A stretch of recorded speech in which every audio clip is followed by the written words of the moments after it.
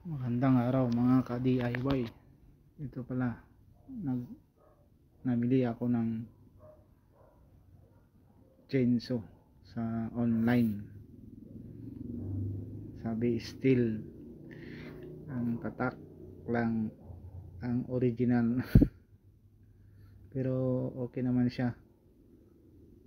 May nakalagay na Germany, pero yung tatak niya sticker lang. Pero ayos na to, pagtiyagaan na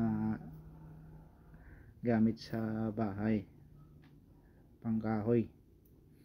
Yan nga, ina-assemble ko na yung mini chainsaw.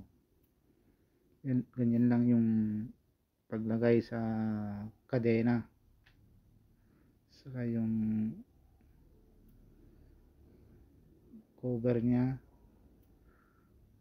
ganyan lang kasimple ilagay. May dalawang tornilyo sa gilid, tapos yung cover nya may guide, lalagay lang sa may butas ng blade nya.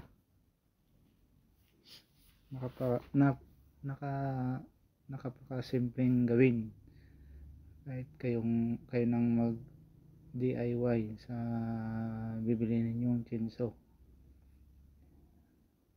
Yan nga, hinihigpitan ko na yung nut sa may blade. Pag maghigpit, wag masyado kasi baka malose thread, mahirap na.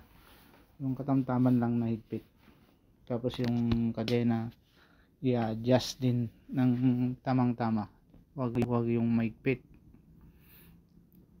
Yan na-assemble ko na siya. Bumili lang ako ng langis, saka gasolina, saka tuti. Yan palang yan gasolina, may dosage siya, ang 500 ml. Tapos yung tuti, lagyan lang ng 50 dun sa itaas nung 500. May guhit yun ang sundin na gawin para hindi siya mausok. Tapos yung langis nya, kahit anong langis, basta sa 30 or 40. Yung nilagay ko 40 kasi mas malapot siya, mas maganda sa chainsaw na mini, kasi para hindi siya mag overheat. Yun nga, nilagyan lang ng isa't kalahating tuti, pero yung nilagay ko 220 ml lang, kasi 260 yung nakalagay na yung ml nya, pero hindi ko nilagay lahat kasi tatagas. Ayan, inoperate ko na. Ayan, okay naman siya.